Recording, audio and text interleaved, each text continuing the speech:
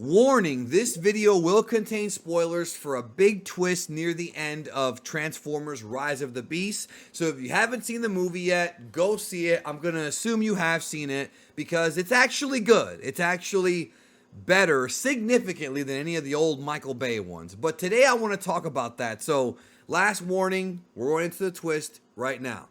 We're talking about the fact that it was revealed in the film, and actually Hasbro revealed it a month before the movie came out, but I didn't even see the announcement, that they're going to be doing a crossover between Transformers and G.I. Joe.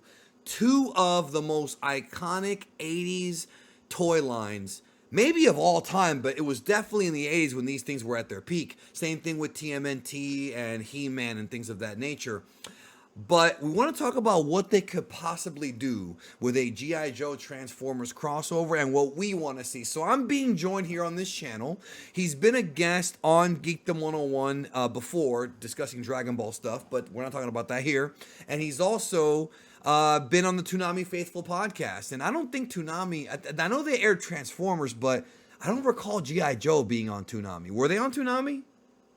They weren't on Toonami per se, but they were on the Saturday video entertainment system, which was like a weird knockoff Toonami on Cartoon Network. So kind of. Okay. And it was like 80s G.I. Joe. It was really weird. That's right. It's Laser Kid. So let's talk about it, bro. That's my introduction to you. So the big twist at the end, I was not expecting it. I was pleasantly surprised. Well, I did read about it ahead of time, but I was not expecting it to be actually in the movie. And now here's the thing. They've tried to make G.I. Joe movies before. We have The Rise of Cobra. Now, there's the animated one, but we're not talking about that. Talk about live action. That's a story. Right. There's the Rise of Cobra film, which was heavily panned, and then came The Rock. He was in the second G.I. Joe movie. What, Retaliation was it called, right? Retaliation? Yep, G.I. Joe Retaliation was the second one. And they put The Rock on there because he was super hot when the movie was coming out. He was at his hottest, like, as an actor. And then we have, of course, the Snake Eyes film that I had the spoilers for on this channel before anybody else, which I did go see. And even though it was a fine movie, it really was a one and done for me. The Snake Eyes movie felt to me like a B straight to home video movie. There was cool martial arts scenes, but the fact that he didn't get his ninja suit till the very end, I don't like that. And now with this new timeline, because Transformers was apparently being rebooted, even though Bumblebee was supposed to be a prequel, now I'm hearing from Transformers fans it's being rebooted. We may have to reboot G.I. Joe as well. So do you think that they should reboot G.I. Joe and start from scratch with the Transformers? Or should they try to incorporate The Rock and Snake Eyes and those actors? We have to also keep in mind that Bruce Willis was in the first G.I. Joe film, but he's got like Alzheimer's or dementia or something. He can never act again. So he was actually in the second one as Joe Colton. The original. That's right. I get them mixed up all the time. So, no, trust me. I enjoy them, but they are very forgettable. Yes, they are. And it shouldn't be that way for G.I. Joe. But then again, it works better as a toy line. Same thing with Transformers. But hey, the last two Transformers have been good. So what do you want to see from this? Do you think that should they reboot it, or should they use the same actors, or how would you do it? I wouldn't mind if they use the same actors, but I would like a reboot on the storyline because they kind of dumped the storyline into the ocean. I mean, they killed Duke, for God's sake. Yeah, that's weird. Now, and he's like the main leading guy for G.I. Joe, for at least the cartoon. Not as much in the comics. But, I mean, you got Duke, you got Hawk, and then it kind of goes down from there when you're talking about G.I. Joe. And you definitely want to have the major names present. And I'd also think that they'd want to make them look more like those characters. Especially when you've got Transformers looking more like themselves in these new movies. Yeah, I think the CG effects have improved, and I think that like Optimus Prime's design slightly changes with each Transformers film, but this one, I think Transformers 7 was probably the best he ever looked, in my opinion. Oh, absolutely. And he looks but between Bumblebee and Rise of the Beast, he looks like Optimus Prime. I accepted the Michael Bay Optimus Prime, but he was very different looking. Right. And I don't just mean because they changed the style of truck. even the coloring, like he looks weird comparatively to normal. I think the important thing is for me, because I was always a fan of the villains. To me, I love, and the thing is, you have to have been there. I'm sure most of our listeners are probably not young enough or old enough to remember the original GI Joe. I caught the very tail end of it because I wasn't around. You have about 4 years on me. I 3 years, 4 years. I caught the tail end of it. I didn't get to see it like the whole run all the way through. But I used to love Cobra Commander, like Cobra Commander is just fun. He is and so he had, the fact that he had the cheesy same and voice as campy. Starscream.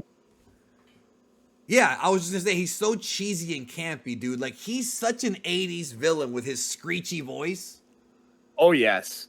Now the comic book GI Joe fans will argue with us because in the comics GI Joe is a much more serious story, whereas in the cartoon it's pretty goofy. So there's kind of two different versions they can pull from. And Transformers was kind of the same way, honestly. So in both cases, the comics were done by Marvel and the cartoon was done by Sunbow. Right. So they'd have to strike a similar balance, but I think you can. So I mean, you can. I think the Transformers movies have become very self-aware. I think that they know they're just cheesy truck movies, and that's kind of the way it should be. Like, with Peter Cullen screaming Optimal, like, Maximals and fucking I said Optimal. I'm all messed up today. Maximal, like he's Optimal Optimus. We're in season 3 of Beast Wars now. That's right. We're in season 3 Beast Wars. Yeah, see, that's something I'm all messed up. But when he's like Autobots, Maximals, like he's still got it despite being so old. Oh man, I'm so happy he still got it. This movie more than any other.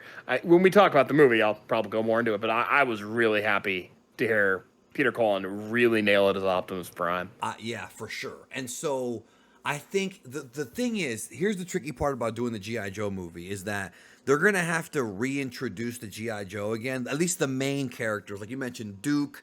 Obviously, they have to have Snake Eyes because who doesn't love Snake Eyes is iconic no matter what version you're watching. Ninjas, bro? Who doesn't love ninjas? You know what I mean? Exactly. Lady J and those characters might be in it. I mean, it's Lady really, J, I'd be down to see some Quick Kick. Get your Asian representation going there. And also Quick Kick is just great. He's hilarious. Of course. There's just so many characters, so they would have to introduce at least the important ones. But here's what I want to know. As much as the 80s kid in me would pop at seeing Cobra Command or Cobra Commander himself teaming up with Megatron. I don't know why, but that makes me giddy, especially since, like you mentioned, Starscream and him have the same voice actor. I mean, I feel like that opportunity should not be wasted. At the same time, do you think it's time to introduce Megatron now? I don't know that you do Megatron just yet for the next movie, but if we're going to introduce it as crossover, if we're going to do this as a shared universe, which we clearly are, this isn't going to be the only time that crossover. That's the thing. It would depend on how well it does, because I feel like that's true, and it depends on what you do.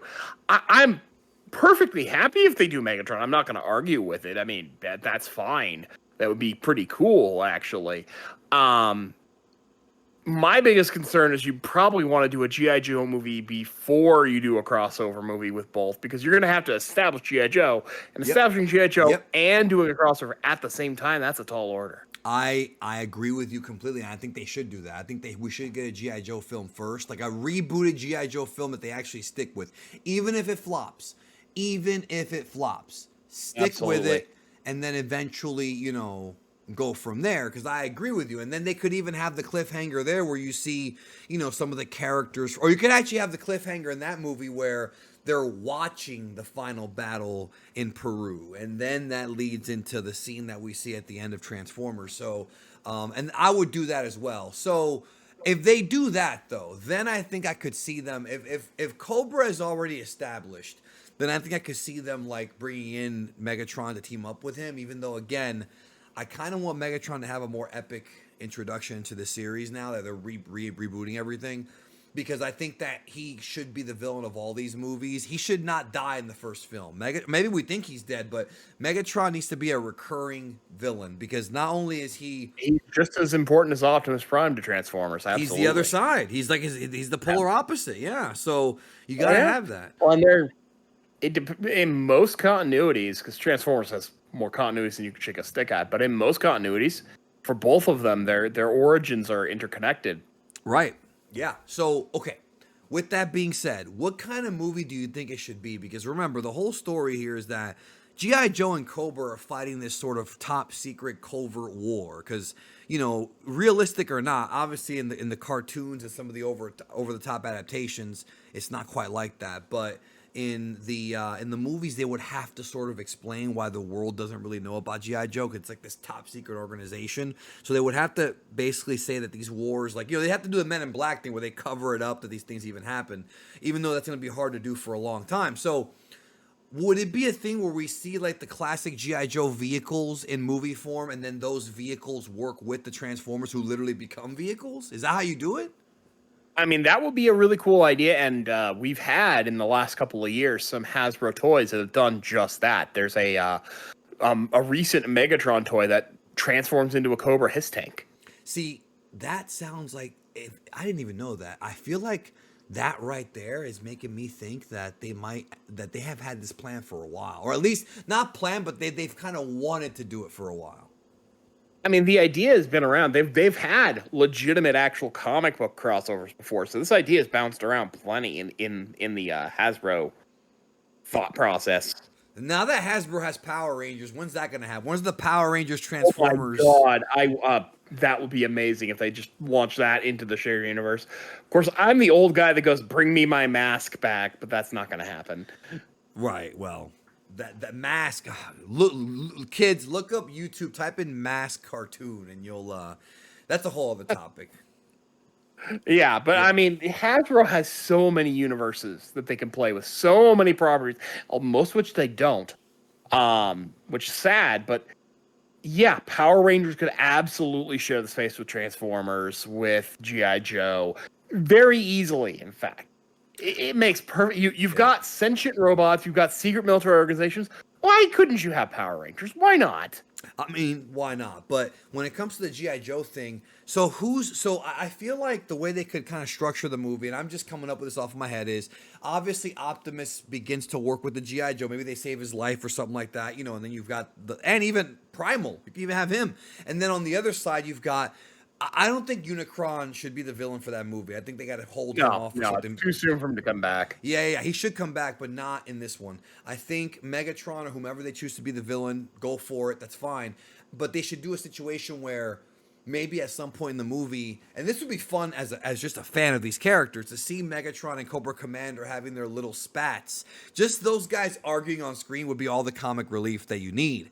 And maybe if you just want arguing with comedic relief, you really could just skip Megatron and just have it be a Starscream movie. I would be fine with that as long as Starscream does not die. Here's why. Because Starscream I wouldn't want him to die either. He's not only my favorite, but it would be great if you think the villains lose, Cobra Commander escapes, and so does Starscream, and then the mid-credit scene is when he freaking goes to talk to Megatron. That's exactly. That's what I was thinking. That's a good idea right there. But now it would pop me though if they did.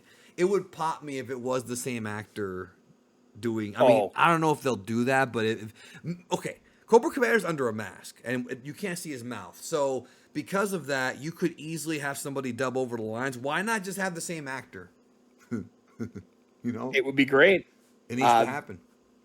Absolutely. Unfortunately, we can't get the original back because he's gone. But somebody who sounds like him, though. So you can get.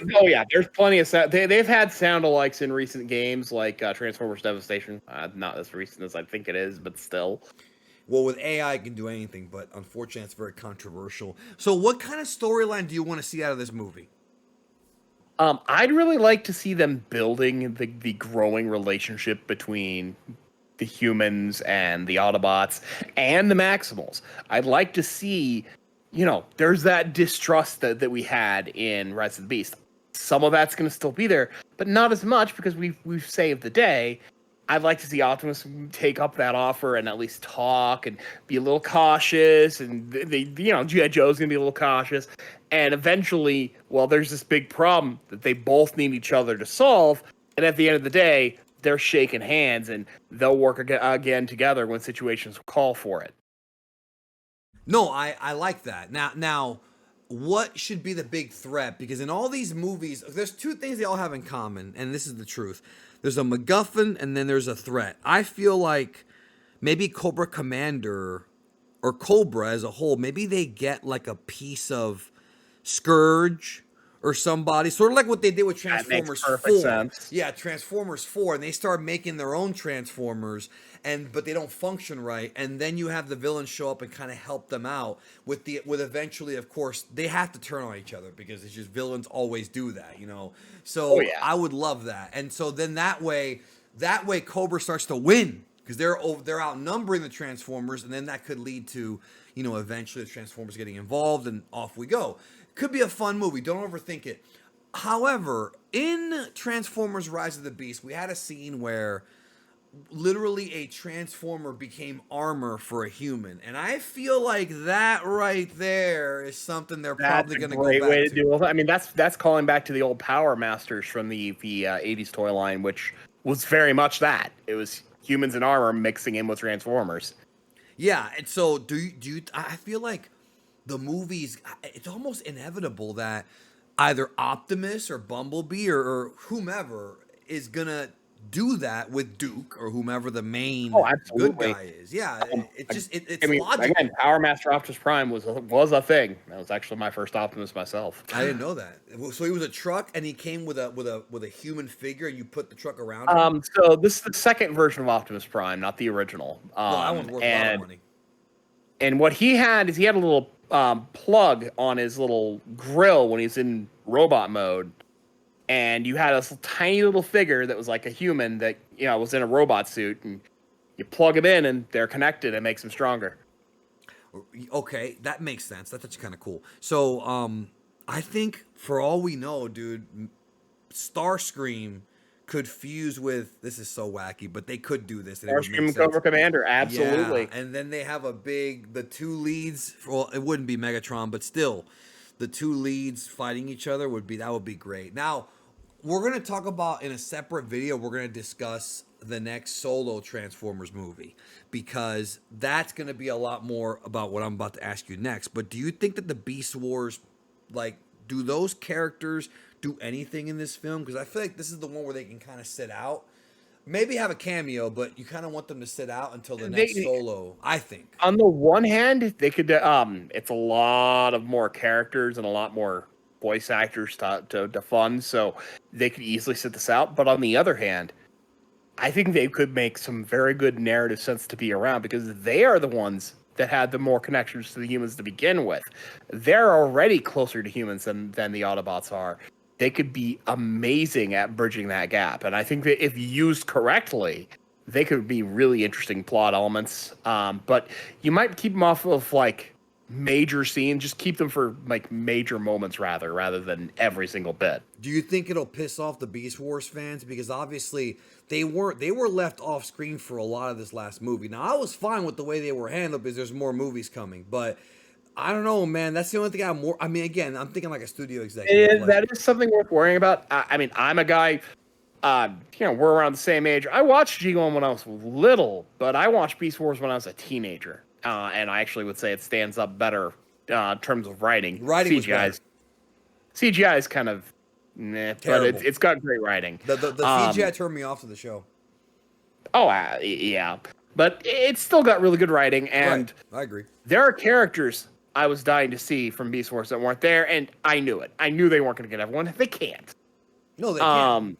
There's so many. So the many. fact that they were actually doing, just the fact they even brought in Beast Wars surprised me when I first saw the trailer because I didn't think they were ever going to do like both generations of Transformers in a movie.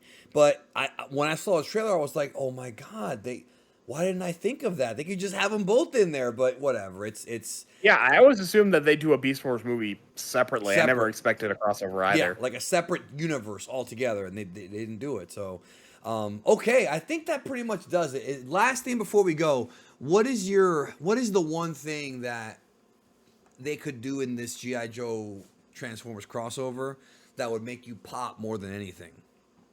What's the one thing? Oh man, one thing. I mean, I want a good story, but But you Oh, know, absolutely. besides So do that, I. But if you're talking about like a big moment, honestly, are you bring in gonna the say Dinobots. Have the GI Joes make the Dinobots because I'm a Grimlock guy. Okay, I was gonna say have Sergeant Slaughter show up, but he's old as shit That'll now. okay. No, you're right. That'll do it too. Yeah, but he's old. And you could actually get him to do it too. He's alive. Yeah, Robert Remus is alive. It's just that he would have to show up and be retired or whatever. You You know, maggot. You old Joe puke. from back in the day, and he's like, I still got it. Yeah. Oh, you could do de-aging technology to make him like jacked like he used to be.